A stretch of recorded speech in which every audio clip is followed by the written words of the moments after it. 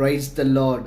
నీ వాక్యమే నన్ను బ్రతికించుచున్నది, నా బాధల్లో ఇదే నాకు నెమ్మది కలిగించుచున్నది. కీర్తనల గ్రంథము 119వ కీర్తన 50వ వచనంలో ఉన్నటువంటి మాట ఇది. వాక్యం మరొక మాట కూడా చాలా స్పష్టంగా సెలవిస్తుంది. వాక్యమే శరీరధారి అయి కృపాసత్య సంపూర్ణిగా మన మధ్య నివసించను. వాక్యం అనగా మరెవరో కాదు, కానీ మన ప్రభువును రక్షకుడైన యేసుక్రీస్తు ప్రభువారే. కాబట్టి బాధ గుండా, వేదన గుండా, ఇబ్బంది గుండా వెళ్తున్నావా? అందులో నుంచి ఉపశమనాన్ని కొరకు, అందులోంచి విడుదల కొరకు చూస్తున్నావా? అయితే బైబిల్ నుంచి ఒక ఉదాహరణ నీ కొరకే. రక్తస్రావ రోగంగా ఉన్నటువంటి స్త్రీ వాక్యమైనటువంటి క్రీస్తు యొక్క చెంగును పట్టి తాను స్వస్థత పొందిందని మనందరికీ తెలుసు. విశ్వసించి తద్వారా ఈ మాటలు నీవు వింటుండగా, నీవు బాధలో ఉన్నావా, వేదనలో ఉన్నావా? అయితే పరిశుద్ధ గ్రంథాన్ని చేతపట్టు. నీ చేత్తో పరిశుద్ధ గ్రంథాన్ని పట్టి ఆ వాక్య గ్రంథాన్ని తెచ్చి వాక్యం ఉన్నట్టు సత్యాన్ని ధ్యానించు. ఆ సత్యమే నీ బాధలోంచి నెమ్మదినిస్తుంది. ఆమేన్.